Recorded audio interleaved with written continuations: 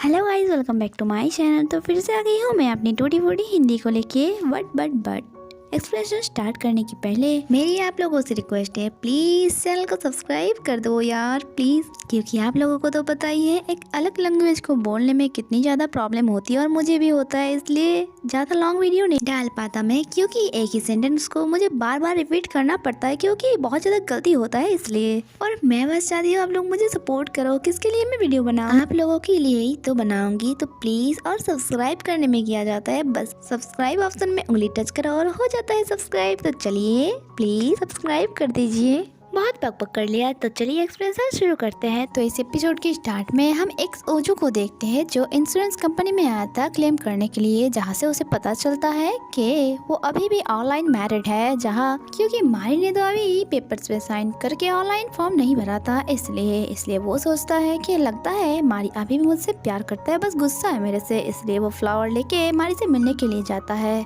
उसी विला पे, जहाँ बाहर उसे दो आंटी दिखते हैं जो लोग यही बात करते करते जा रहे थे। ये वही घर है जो दो कपल लकी ड्रॉ पे जीता है। इसके हस्बैंड बहुत ज्यादा लकी है, लेकिन इसको कुछ समझ नहीं आती, तभी उसको याद आती है वही लकी ड्रॉ वीडियो के बारे में, इसलिए वो रिसर्च करने लग जाता है। और जब उसे वही फोटो दिखते हैं जिन लोगों को विला दिया गया था, उन लोगों की फोटो देखते हैं, वो आसानी से पहचान जाती है कि ये ओजू और मारी है।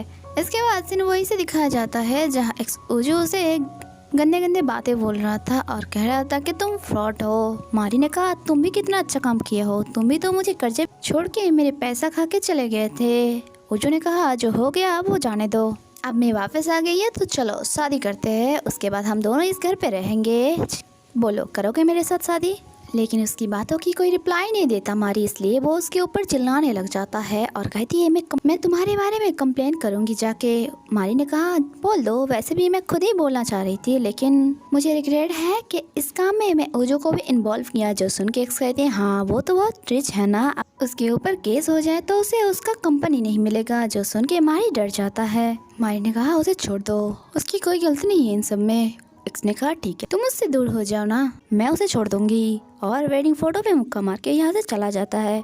कुछ देर बाद मारी को ओजू कॉल करके मिलने के लिए बुलाती है, लेकिन मारी मना कर देता है। इसके बाद ओजू घर चला आता है जहाँ ग्रैंडमा उसी मरे हुए एम्प्लॉय के बारे में उसे बोल रही थी और ये भी बताते हैं हमारा कंपनी में फ्रॉड हो रहा है, एक अमेरिकन कंपनी के साथ हमने डील की थी और वो मिलके हमारा कंपनी को लूट रही है, तो तुम्हें पता लगाना है इसके पीछे कौन है, और याद रखना इस बारे में किसी को पता नहीं चलना चाहिए। इसके बाद वो जो रूम पे आके वही डॉक्यूमेंट्स चेक कर रहा था और उसे याद आता है सेम डॉक्यूमेंट्स अंकल के पास भी था जो कॉफी गिरा के वो मुझसे छुपाना चाह रहा था, इसलिए वो अपने फ्रेंड को कॉल करके उसी कंपनी के बारे में पता लगाने के लिए कहता है। दूसरी तरफ हम मारी को देखते हैं। मारी की फ्रेंड बहुत ज्यादा खुश थी क्योंकि बेकरी वाले को डिजाइन बहुत ज्यादा पसंद आया था, लेकिन मारी उदास थी। एक्स की बातों को सोच के वो टेंशन में थी और जिसे देख के ओजू भी उदास थी कि वो मुझसे बात नहीं कर रहा है, क्योंकि उस दिन दादी खाने की टेबल पे जो कहा था इसलिए, लेकिन बात तो कुछ और ही था। और जब कॉफी लेके अंदर आता है वहाँ दो एम्प्लॉय की बातें सुनती है जो लव के बारे में ही बात कर रहा था कि कैसे अपने पार्टनर को इम्प्रेस किया जाए, और वो जो वहीं पे बैठ के ये सब नोट करने लग जाती है। उसके बाद बाहर आके सब कुछ ट्राई करती है, मारी के ऊपर डेट एक साथ टाइम स्पेंड करने के लिए कहती है, डिनर के लिए कहती है, शॉपिंग के लिए कहती है, लेकिन मारी ये बोल के मना कर देती है कि कुछ दिन बाद ही कंपनी की एनिवर्सरी आ रहा है, तो वो खत्म होने के बाद हम लोग चले गए। इसके बाद ओजू को उसका फ्रेंड कॉल करके कहती है कि ये कंपनी एक रेस्टोरेंट चलाती है अमेरिका में, जिसका सीईओ एक लेडी है और उसका नाम है जेसिका और उसका एक बेटा भी है। ओजू को याद आता है उस दिन अंकल की डॉक्यूमेंट पे जेसिका नाम लिखा हुआ देखा था उसने।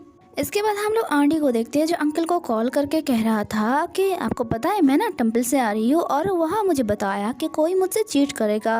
जो सुन के अंकल ने कहा किसने कहा तुम्हें ये सब फ्रॉड है, तुम मंदिर मत जाया करो, बेकार में तुम चिंता करोगे। अंकल ने कहा नहीं जी मुझे पता है कौन मुझे धोखा देगा, मेरी मॉम ने। मेरी बेटे को वो फूटी कौड़ी भी नहीं देगा और अपने ग्रैंडसन को कंपनी की मालिक बना देगा।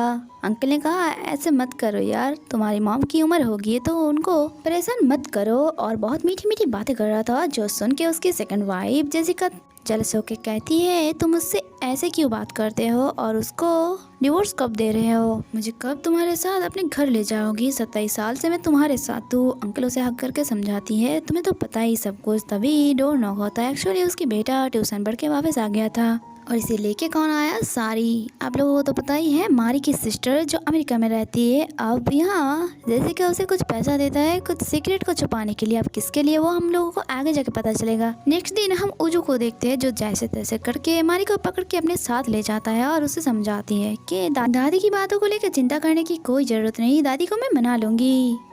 मारी ने कहा ऐसा कुछ भी नहीं है, मैं अपना माइंड चेंज कर लिया है, मैं उसी घर पे रहूंगी और अपना लोन भी भर दूंगी। जो सुन के उजू बहुत ज़्यादा हर्ट होती है और यहाँ मारी उसके साथ ब्रेकअप करके चली जाती है और यहीं पे एपिसोड खत्म होती है। आगे क्या होती है उसके लिए स्टे कनेक्टेड। वीडियो अच्छी लगी तो लाइक कमेंट एंड शेयर कर देना।